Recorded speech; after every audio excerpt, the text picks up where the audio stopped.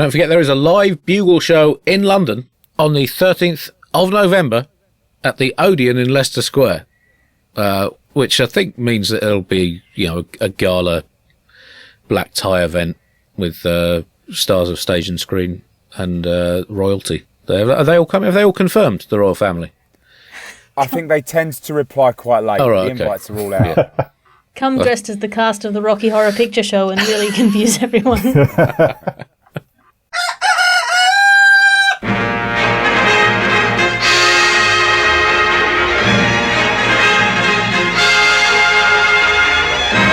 The Bugle, audio newspaper for a visual world. Hello, Buglers, and welcome to issue 4207 of The Bugle, the very special 501st full episode of this podcast. We are recording on the 4th of October 2021. We slightly forgot about the 500th episode last week due to having skipped, 3,700 odd episodes in between 294 and 4001. But anyway, this is it. So we're celebrating it this week. The 501st Lara-versary of the Bugle in honour of Brian Lara's highest first-class score in cricket, a far more significant number than 500. But we have now done more than 1,000 full episodes of this show. And if you'd told me 50 years ago that I would be hosting a podcast that was doing its 501st episode, I wouldn't have believed you. I mean, I was still just over 3 years away from being born, aside from anything else, and so I was still in the government's secret refrigerated laboratory where they stored British embryos before assigning one to a British woman, who then has to pretend to be pregnant before supposedly giving birth to a Brit. I mean, it's not the most outlandish conspiracy theory you've heard recently, but I'm living testament to it being true. But the point is, over 1,000 episodes of this show, not including sub-episodes. That means there's only 49,499 to go before we wrap it up with the 50,000th episode spectacular in the year. Let me just work this out. Round about 3260. I think we'll probably have the odd hiatus here and there for various reasons, but I reckon we'll keep churning them out around 40 a year, unless they change the lengths of years or weeks, or maybe Britain will go back to some kind of lunar calendar as part of the inevitable post-Brexit readjustment phase. 1,000 episodes. That is around about 300 hours of pure, unadulterated part truth splurted into this universe of doubt. And if you were to transcribe every single episode of The Bugle in the style of an illuminated medieval manuscript, it would take you, at a rough estimate, depending on how fancy you got with the opening letters of each paragraph, and I'm just making it up now, 38 years and 4 months. That's working 8-hour days with 20 days holiday a year. Now, if anyone is interested in that job, do drop us an email, but you're going to have to be cheaper than buying a printer and some knockoff ink, and bring your own quills. Joining me for this momentous occasion, from the other side of the world, firstly, the now very, very nearly 100% pregnant Alice Fraser. Welcome, Alice. Well, what's the current stat in terms of percentage? I don't think it's too much to say that I am now what the technical boffins down at the lab would call massively pregnant. I always like to put it in a more numerical term, so we'll go with 99.94% pregnant, a good Australian number. Yep. Also joining us to keep the number of people currently harbouring another person inside them to acceptable levels, currently residing in Perth, Australia, it's James Nokise. Hello, James. I am pregnant with joy. The best form of, I've always found that with joy as well. It takes me 9 months to get really happy about anything, minimum. And how's Perth treating us? Perth has had sort of quite a strict lockdown, hasn't it? And no one going in and out of Western Australia. Yeah, I mean we've had a strict lockdown, and that we've just locked down the entire state as one house, and then no one's allowed in or out. I'm very wary of saying this to anyone else who's in Australia, especially someone like Alice who's been in Sydney. Normally I just go, it's okay. And make sure I always film indoors. That's the key, Andy, in these situations. Make sure the camera is indoors. Well, I mean, this is really a good thing for Western Australia and indeed for Queensland, which is similarly having closed its borders, not at all locked down, because those are the two states that really want to secede the most from Australia, in that way of thinking themselves both more Australian and less Australian than the rest of Australia. Yes, well, I mean, of course. I feel like I've been here long enough, and Alice might be able to concur. The reason they locked down Western Australia is basically because no one trusted Western Australians to stay in their house. Like these cashed up bogans are too loose, mate. Well, of course, the UK seceded from Australia. What was it, 1900, I think, that we withdrew from Australia? I can't remember.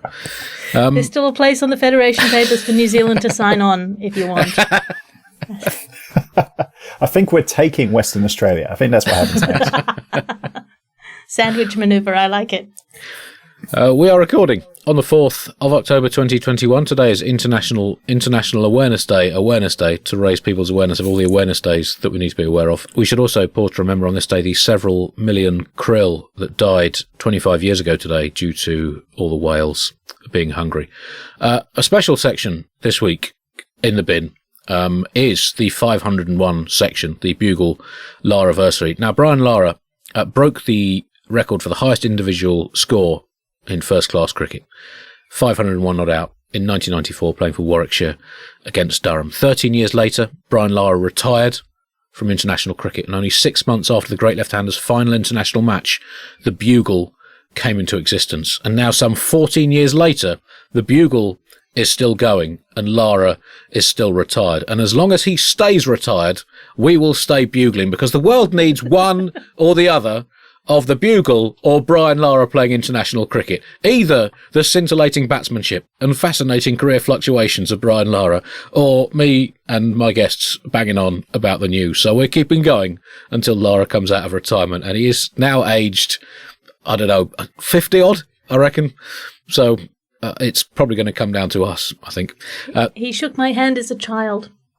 Did he? A match in Australia. Yeah, I was a big fan of Brian Lara.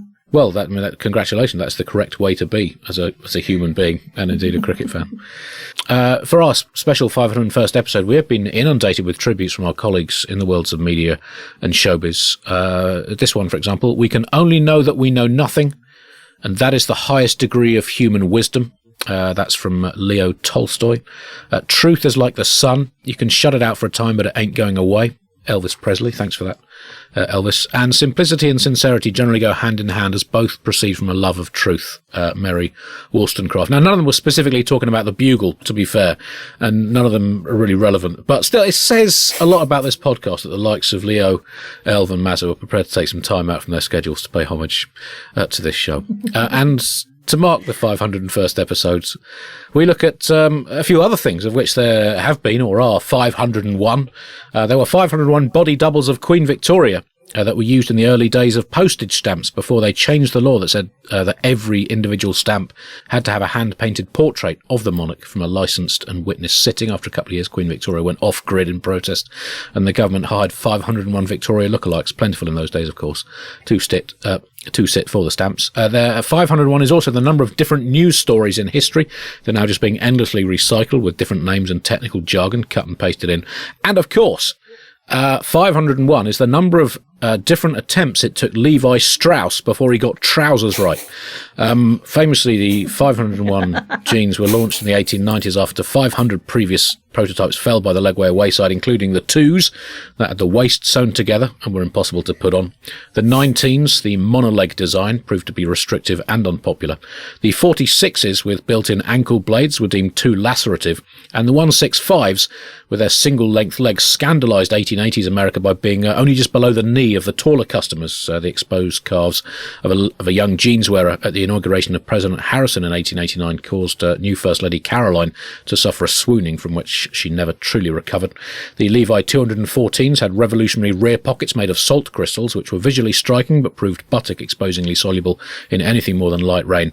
And the 542s were the first attempt to fuse new electricity technology with clothing to make trousers that lit up when the wearer started running, using an early dynamo withdrawn after a spate of crotch singeings. Famously, Levi Strauss, when asked about so many experiments, said, I haven't failed to make jeans 501 times. I've learned 501 ways not to make a light bulb. Well, Well, there you go. And that concludes our special 501 section.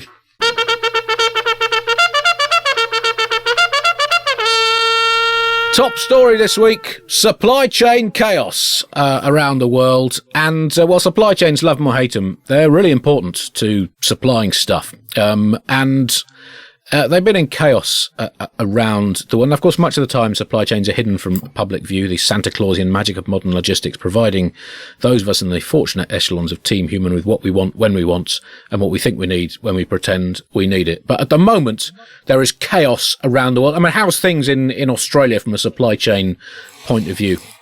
I mean, they're fairly all right, Andy. Right. You know, things might be taking a little longer to deliver during COVID times, but they are still going fairly well. It's astonishing how quickly people in the modern world have gotten entirely accustomed to pressing a button and then within days having a stranger deliver a silicon oven mitt, 13 tiny gnome shoes for their lockdown madness garden gnome installation, a bucket of protein powder and a sign that says "Leave, Laugh, Love," which you can't tell whether it's a misspelling or some Brexit-based satire out of the People's Republic of China.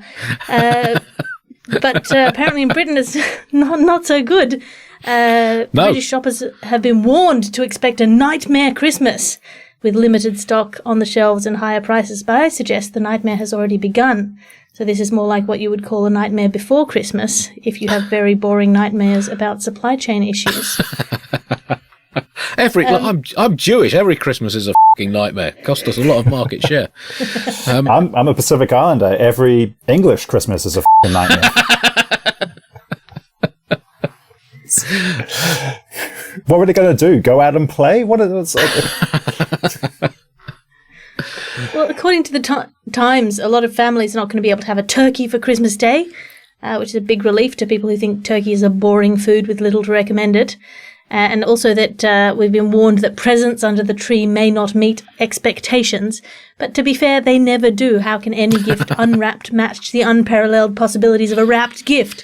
Also, it's a great excuse. Supply chain issues is a great excuse for parents who give dud gifts. Sorry, Santa's European and couldn't get a visa to get into the country. So here's your box of splinters. I mean, it does turn out that the supply it's a complex web of interconnected industries, and it's necessary to mean that when I want a doner kebab delivered direct into my mouth in the comfort of my own living room at 3 a.m. It should only take 3 taps on my phone to make it happen, and that's just a basic human right. But we don't appreciate everything that is needed to make that possible, and particularly here in Britain. I mean, Chris, have you spent much of the week queuing up for? I mean, I know you have various other forms of transport, notably swimming, cycling, and running in quick succession. But have you been panic queuing this week? I've done the full Christmas shop, Right.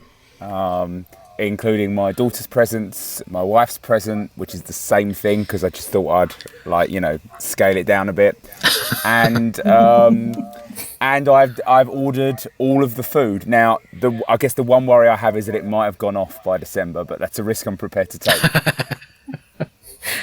Well, according to The Grocer magazine, which is a magazine I've just discovered exists and now want to see the sexy centerfold of, the big producers of turkeys have reduced the number of birds they're rearing by about 20%, not because there aren't enough anything, but because they fear because of Brexit they won't be able to find seasonal workers to pluck and pack and deliver the birds in December. And Paul Kelly of Kelly Bronze fame pointed out, a turkey after Christmas Day is worth nothing.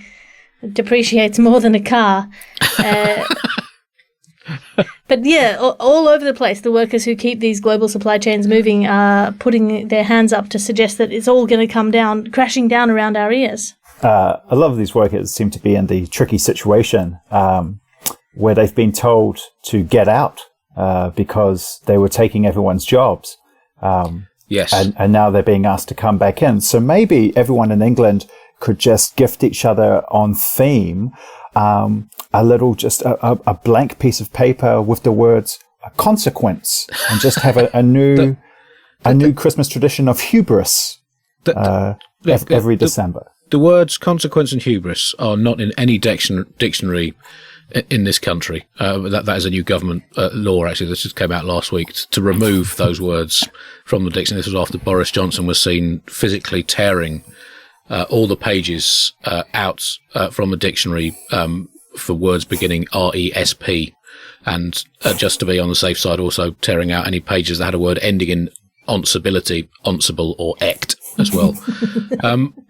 And Boris Johnson really has been, as always, leading from the disused fridge out the back of his house on this. It's largely a ceremonial role these days, being Prime Minister.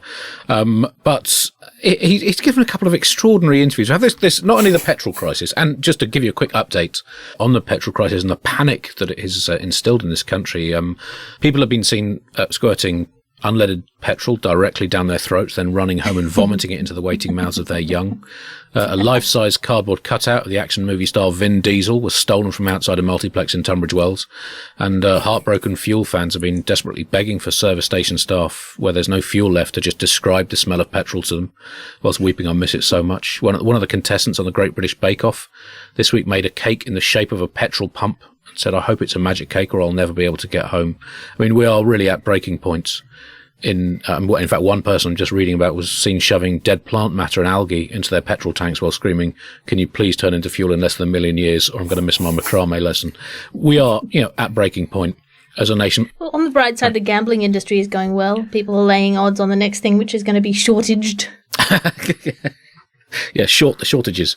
It's a very lucrative market. But Boris Johnson has told us that this, and also the pig cull schmozzle, where hundreds of thousands of British pigs are unable to be executed for sausages as they were destined to be because of a shortage of workers. And Johnson told us that the petrol crisis and the pig cull schmozzle are essentially part of a necessary period of readjustment after Brexit. Now, do any of the rest of you remember that from the sides of the buses? The promises of hundreds of thousands of unkilled pigs roaming the country. I mean, I remember the sort of 350 million quid a week for the NHS and the big posters of people coming over here to do our jobs for us. But I don't remember the unsausaged pigs posters, and I feel let down. I think it's because you weren't watching for the whole amount of time, Andy. There was possibly the bus, and then behind the bus, there was a little minivan with a pig just kind of tapping a watch. Well, he can't. This is the problem. Boris Johnson can't sort of understand the mind of the everyman. He tried to deflect questions about the pig problem, which is all these hundreds of thousands of pigs having to be massacred and disposed of because they can't be eaten by people, by saying, well, it's not like they weren't going to be slaughtered anyway. But of course, he doesn't understand that, your average everyman might not enjoy the idea of wasting, pig lives or perfectly good food, because he comes from a milieu in which a hobby of theirs is going together to spit wine on the floor. Like that's what a wine tasting is. They just spit wine everywhere. He also suggested that the reason that the petrol shortage is so bad is because they don't have enough truck drivers, and that's because more women haven't been attracted to the job. That the truck industry isn't welcoming enough to women, which I just think is top-notch deflection. He's like, women don't want to piss in bushes, and that's why you don't have petrol. Oh, I knew it was women's fault. It always is. Always is. I think, to be fair to Boris Johnson, this is neither the most embarrassing or stressful moment for the Tories involving a pig. Also, I want to say this directly to Boris Johnson. I will piss in a bush. I have no problems. That is not the issue here. One of the issues with the pig situation is a lack of British youngsters who are keen to make a living slaughtering animals for whatever reason. Goddamn snowflakes. I mean, when my generation was their age, we weren't even allowed out of the house in the morning till we'd slain a cow, a pig, a sheep, and a bucket of chicken in the mini abattoirs all homes had in those days. But the modern generation aren't as tough as the likes of me. Well, the problem is that when you're young, if you walk around going, "Yo, man, I just want to kill some pigs," then immediately the cops stop, search you, get a little mark next to your name. I do think we're not very far away from the government claiming longer, happier lives for British piggies as a benefit of Brexit. I think that is within the next week. Keep an eye on the news. Yeah, I mean, I was worried, to be honest, about the pig's breakfast of pigs not being made into things you can eat for breakfast. But on the plus side, they do become kosher if they're not eaten. So there's that to cling to. And it's a sign of us escaping the tyranny of Brussels that forced, I tell you, all of Britain's industries to hire the cheapest available labour. Is it now known as a Brexit full English, then? If it's just a full English without bacon? Is it without or full English with just a live, overweight pig on the plate? So, yeah, it's just progress. a plate on a pig. Lattes you can get in Melbourne. the reconstructed sausage. Yeah. That's very farm to table. Extremely. I mean, in terms of the global supply chain, there's in America, container ships stuck in a major clogging off the coast of the USA. Toys, clothing, furniture, basic common sense, justice, and facts all running in dangerously short supply once again in the USA. There are power cuts in China, leading to concerns that Chinese factories might not be able to make all the shit we need to keep our economies going. And they might have to switch to more environmentally friendly forms of dissent suppression and ethnic cleansing, which could exacerbate the power crisis. Dried noodles in Russia are in short supply. Could this be what finally brings Vladimir Putin down? No. And in Britain, this shortage of lorry drivers, which has led to a shortage of fuel at service stations, as we talked about, which has led to a shortage of calm equanimity in queues at service stations. People have been drawing knives on each other. There have been fist fights over fuel, and it's led to a classic shortage of leadership from the government as well. And there might even, just reading today, be problems supplying English cricketers to Australia for their quadrennial thrashing, which shows how deep the supply chain issues go. It didn't really affect me, the fuel crisis. I've got a very British car indeed, which is fueled Surely, Andy, the bigger issue is whether England's supply of South African cricketers will remain intact. Well, that has actually dried up quite alarmingly, which is reflected in England's recent results, to be honest. But the fuel crisis didn't affect me. I have a very British car indeed, which is fueled by a burning sense of pride in our role in the Industrial Revolution. The problem, Andy, is all these networks are breaking down. People don't trust experts anymore. They also don't trust workers or business owners or landlords or tenants or politicians or institutional power or teachers or teens or the everyman who's probably an anti-vaxxer or the privileged middle-class head or the police who are probably a rapist. And it turns out that the whole of society up until now has rested on a fragile web of trust and accountability in systems that, although flawed, more or less worked. And now the fire hose of the information age has just forcibly sprayed out of the garage roof corner of modern life. We're suddenly realizing that that particular spider of trust was the one bringing us luck by keeping away the flies of Christmas nightmare. Right. I mean, that's an interesting way of putting it, and certainly not the way that the government have been portraying it, certainly not in those terms. Anyway, and personally, I think it was all kind of inevitable the moment that we left the caves we used to live in 30,000 years ago and started wanting to move around. It's been downhill ever. I mean, arguably since we moved out of the sea that we lived in so happily until 500 million years ago, until some over-curious fucking fish thought, I wonder what's over there. And that's what I'd blame more than Brexit. I do feel bad for the British because we stopped allowing you guys to colonise, and it's all just fallen apart, hasn't it? Well, I don't think you stopped us. I think we chose to let the world go its own way. That's often how a breakup works. It was a mentoring scheme, James. It's been very badly represented by historians.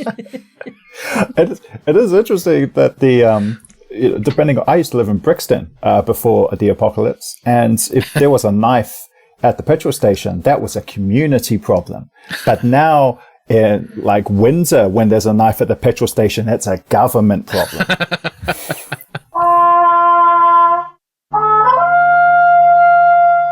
Robots news now, and it's now official. Humanity is going to be overtaken by robot life within probably a decade or two. There's no escaping it now. The robots are on their way. Amazon have proudly announced that they believe that in 5 to 10 years' time, every home will have at least one robot as part of everyday life, to which there are two responses. One, f*** off! Stop trying to strip all the humanity out of humanity. And two, only one robot? Why only one robot? We need more, not just in the home. We need it in all top-level politics. Only when it's completely robotized will we be able to sleep comfortably in our beds at night without waking up in a cold sweat screaming, "Who's Prime Minister? I'm sorry, Grandad, I'm so sorry." How excited are you both by the prospect of an Amazon robot being part of every single family in the known universe within 10 years? First of all, hats off to Amazon, because they've looked at a global pandemic and thought, how could we raise the stakes? And and they've introduced a robot which, again, really just screams Jeff Bezos. They think it's cute. It's the creepiest damn thing. They've called it Alexa on wheels. Like, that isn't a Hollywood pitch right now for a horror series. And I think at some point we have to understand that if you put a robot in every house in the world, we're the pets of the robot. A wealthy friend of mine has just offered me her $2,000 robot crib, which senses your baby's cries and rocks it with increasing velocity until the baby either shoots into space or accepts the robot as its proxy mother and they begin to plot against you. I did say yes, because I didn't have a crib, and you don't have to plug it in. So it can just be a normal, overpriced place to put your baby. And if it can plug itself in, all the best of luck to it. We're done for anyway. I didn't have a crib, and then... But this is also an inheritance thing. Apparently, when we were born as twins, Dad was like, "Don't we need a crib?" And Mum said, "We can just pull out a drawer and put a towel in it." Not, oh God, we need a robot to go down that route. I'm sort of terrified by the prospect of this robot crib, but it's sitting in my study staring at me. So, I mean, I reckon it's going to prove too tempting at some point just to see. Well, my friend swears by it or prays to it. I can't tell which.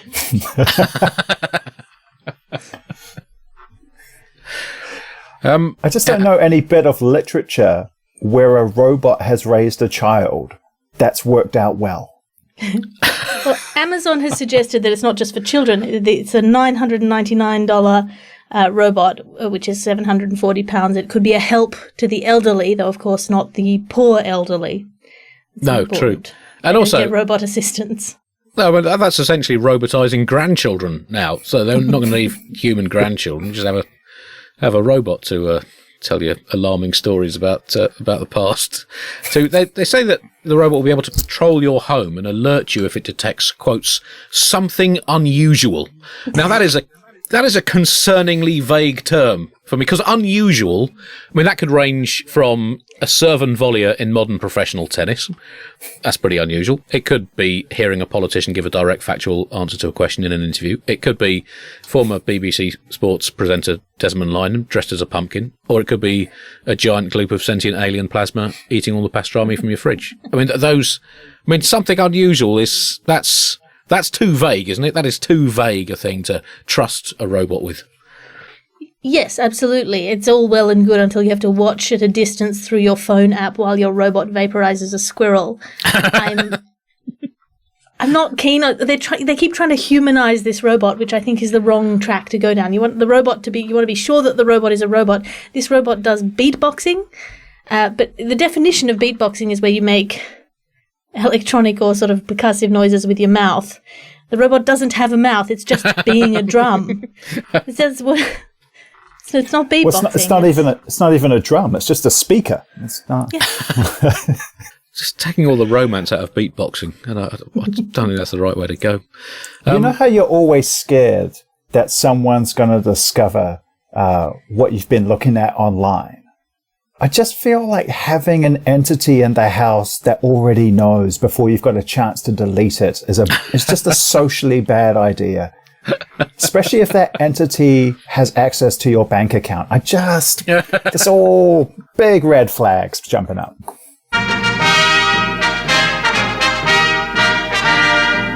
The robot revolution is changing the workplace as well. And, don't be complacent, buglers. You might think it's going to be okay for your job. But progress is progress. And if you are not worried, you should be. Just ask a horse. When the motorbike was invented, they probably thought, yeah, right, no legs and no tail. Good luck with that. You two-wheeled wannabe donkey. But look at it now. And roboteers in Scotland have been working on robot solutions to medical problems. And they've trained a robot to be, any guesses, anyone? A surgeon, maybe? An anaesthetist? A midwife, perhaps? A GP that can fire lasers into the ceiling to scare off time wasters who've got a hurty knee? No, they have trained a robot to be a squash coach. Yes, a robot squash coach has been developed in Scotland. Memo to science: solve world hunger first, improve squash coaching methods second.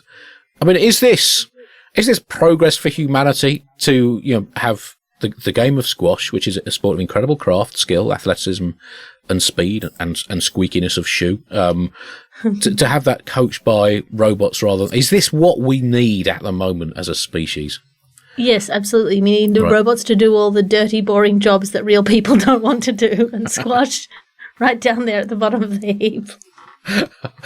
I disagree, Alice. I think there's a lot of former actors and out-of-work stand-up comics who have managed to charm their way into pretending to be a squash coach. These robots are coming over here, taking our jobs.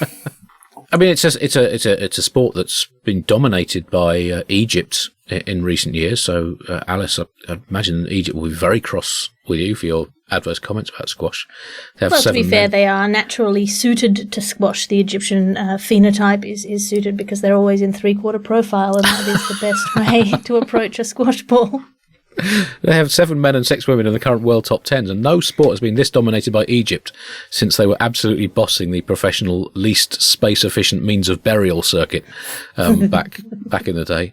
They've also developed robots to play football, as in proper football, not any of the American or Australian versions. Can you see robot rugby taking off, James? I mean, the way England have been trying to impose this on the world for many decades in the way they play the game, but still using actual physical humans. But I mean, do you see robot rugby as an improvement? No. I think if there's a top 5 things we should not teach the robots, tackling is definitely up there. Don't teach them to chase. Don't teach them to tackle. That's Terminator 101.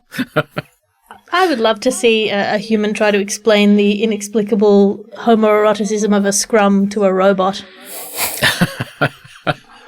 It's just a transformer combiner, isn't it? That's all it is. I mean, if we want to break the robots, we just show them footage of Aussie rules and get them to try and understand that.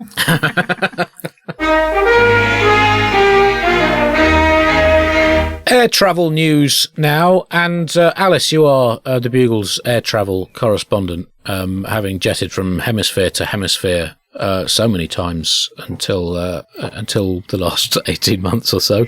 Bring us up to date with what is potentially one of the most exciting developments in the history of air travel. Well, this is massive innovation, Andy, and a massive innovation in the air. A budget Ukrainian airline has allowed its air hostesses to not wear high heels in the sky. Which they've revamped their uniforms to great controversy. Some people are very upset by this. Some people are very happy about it. Move over, suffragettes. Contraceptive pills. #MeToo. This is a much more significant moment in feminist history. The airline is called Sky Up, and the flight attendants will be allowed to wear trainers in the sky.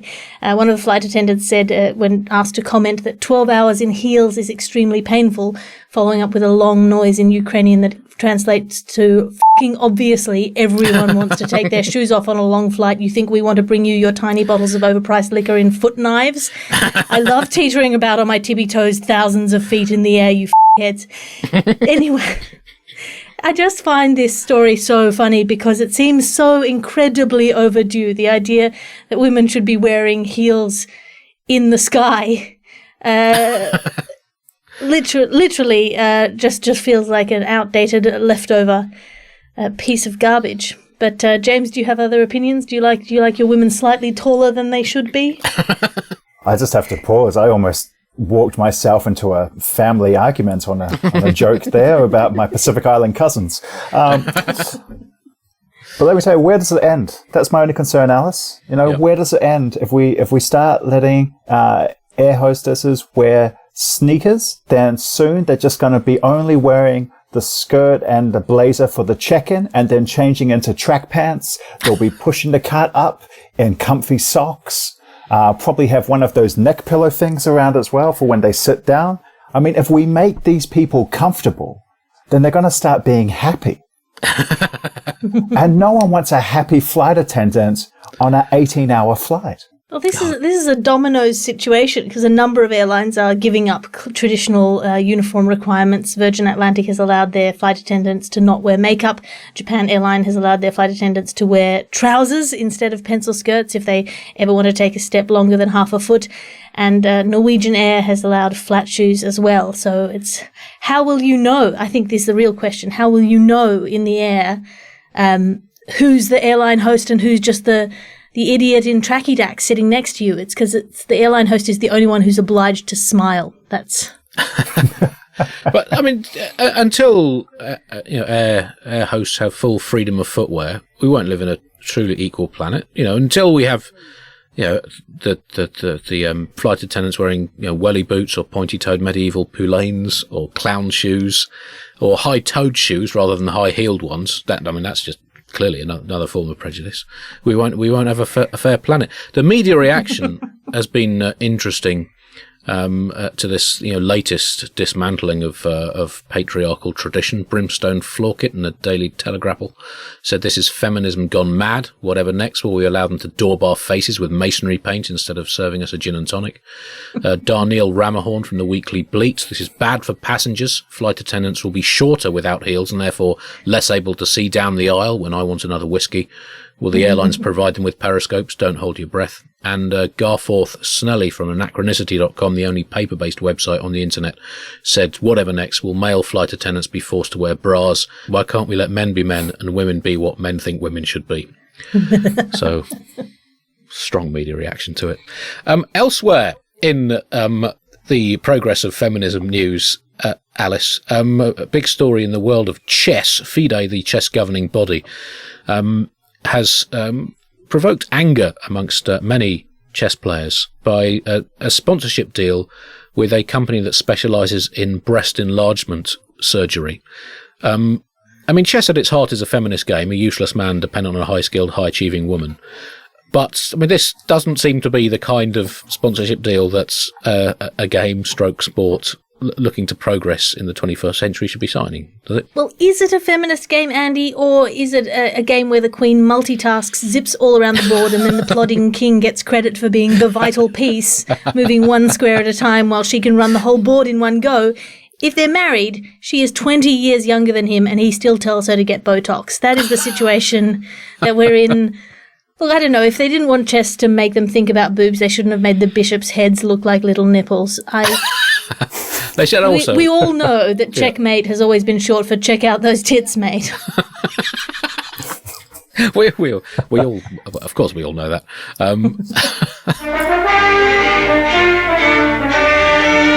We are in the middle of party conference season here in the UK. We will have a full update on it next week. We had the Labour conference last week, just received the final confirmed score. Labour Party 0, the Labour Party 0. To go into a replay yet again between those two age-old foes and struggling for party unity. So, for most of the Labour Party, Unit E is the one between Unit D and Unit F at the storage depot where they dump the boxes and boxes of unusable "congratulations, you won an election" balloons. This week we have the Conservative Party conference. We will have full updates on exactly how they've tried to spin all the shit that's currently going on.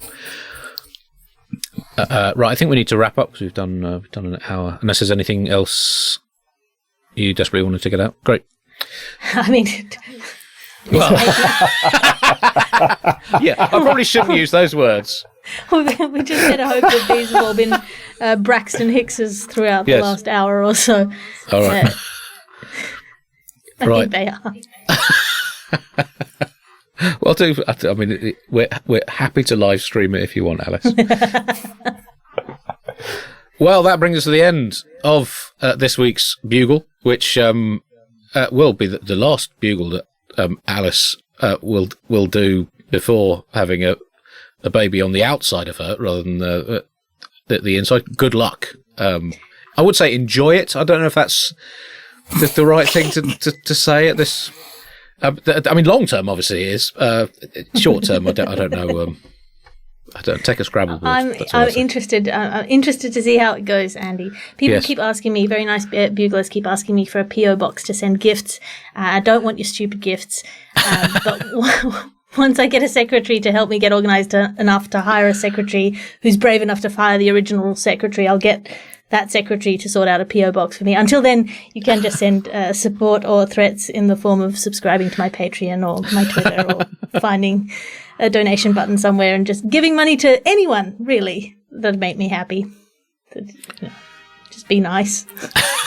Good advice. Be nice to each other and create a world that I can birth my child into. I mean, that is hopelessly naive, but it's a lovely sentiment. James, anything to alert our listeners to? I would offer to let them send me gifts, but I'm currently podcasting from my wife's childhood bedroom, and I just think I've already put enough pressure on my in-laws without random gifts from podcast fans showing up in the mail. I think, so I do have a mental health podcast, which it seems might be good for some people at this point, and season 4 has just come out of that, which involves eating chicken in the shower and talking about how insane the world is, which I just recommend for people anyway, whether they listen to the podcast or not. That concludes this week's Bugle. We will continue with the second half millennium of Bugle shows next week. In the meantime, here are some lies about our premium level voluntary subscribers. If you want to join the Bugle voluntary subscription scheme to make a recurring or one-off contribution to help keep the show going for the next 49,500 episodes, go to thebuglepodcast.com and click the donate button.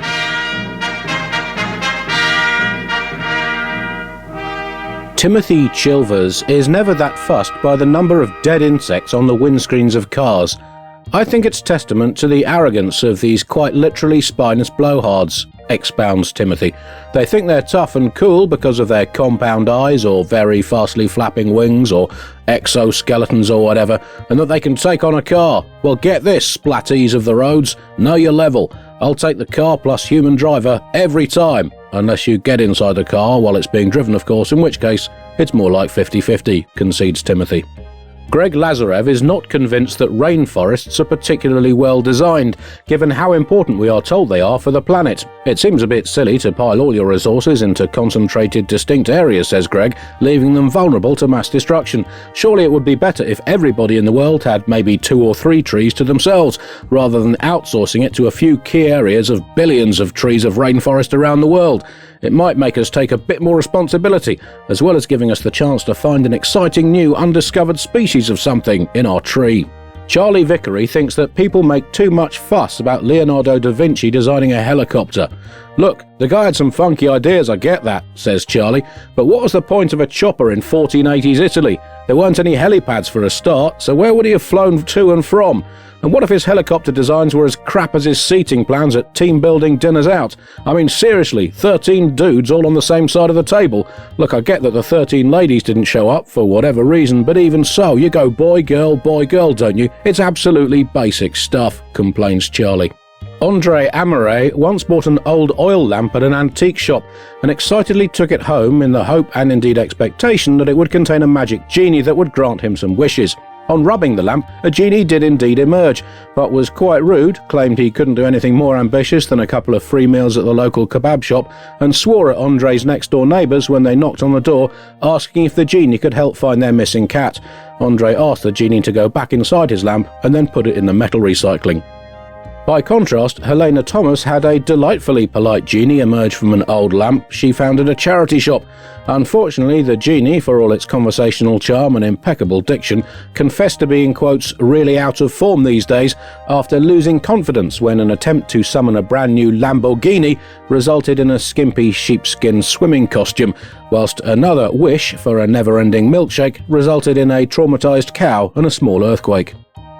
And finally, someone who goes by the name of Ingve J can relate to the experience of a non-functioning genie, having had the misfortune to summon one who tearfully admitted to being on their first job, and only being a genie after themselves accidentally wishing to swap places with their own genie, having meant to ask to swap places with Hugh Grant, but not clearly enunciating the first H of Hugh. The rookie genie was thus unable to successfully grant any of Ingve's wishes, the contents of which we are not liberty to divulge. Suffice it to say that someone really wants a fire-breathing dog, and someone's dog is now terrified of candles. Here endeth this week's lies. Goodbye.